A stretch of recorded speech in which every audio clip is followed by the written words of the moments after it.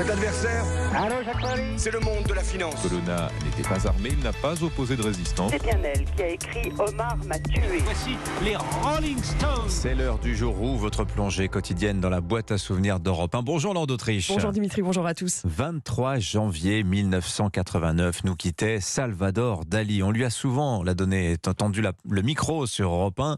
Salvador Dali, figure incontournable du surréalisme, star mondiale de la peinture, mais aussi sculpteur, joaillier, graveur, écrivain. Dali fait partie de ces illustres qui entretenaient des liens étroits avec Paris. Oui, Salvador Dali rejoint Paris dans les années 1920. À 28 ans, il y rencontre Picasso et André Breton et Gala, qui deviendra sa compagne, sa muse aussi. Dali parle d'amour sur Europe 1 en 1970. L'amour, c'est la force la plus crétinisante qui existe dans la vie des êtres humains. Quand on est amoureux, on bave comme un crétin. On bave comme un crétin. Lorsqu'il était jeune, son père l'avait chassé de la maison familiale et lui avait dit « Tu mourras seul et dans la misère ». Dali deviendra le maître du surréalisme. Il incarne aussi tous les excès de l'art. Avant de finir à la fois bouffon et grand d'Espagne, anobli par Juan Carlos, il a d'abord été un peintre à la technique irréprochable, ce que raconte à sa mort son secrétaire Robert Descharmes. C'est un homme qui est tellement doué qu'il a très tôt lutté contre ses dons. Parce qu'il s'est dit, sinon je vais me plonger dans une espèce de volupté qu'on appelle la facilité.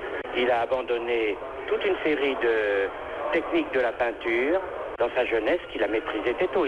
L'impressionnisme, le cubisme, etc. Alors dès les années 30, Dali va prendre la vague surréaliste. Son talent publicitaire va faire le reste.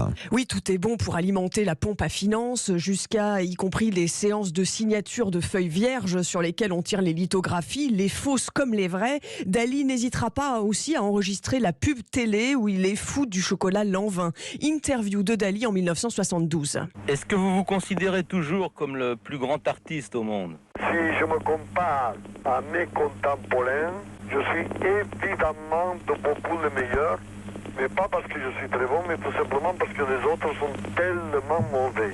Dans les années 60, il est richissime, adulé, il vit à Cadaqués en Espagne et après la mort de son épouse Gala en 82, Dali se laisse mourir, il plonge dans la neurasthénie, ainsi vivent et meurent les génies. Voilà, et on leur passe tout, y compris leurs excès. Merci beaucoup Laure d'Autriche. Je vous rappelle qu'à 8h15, Éric Woerth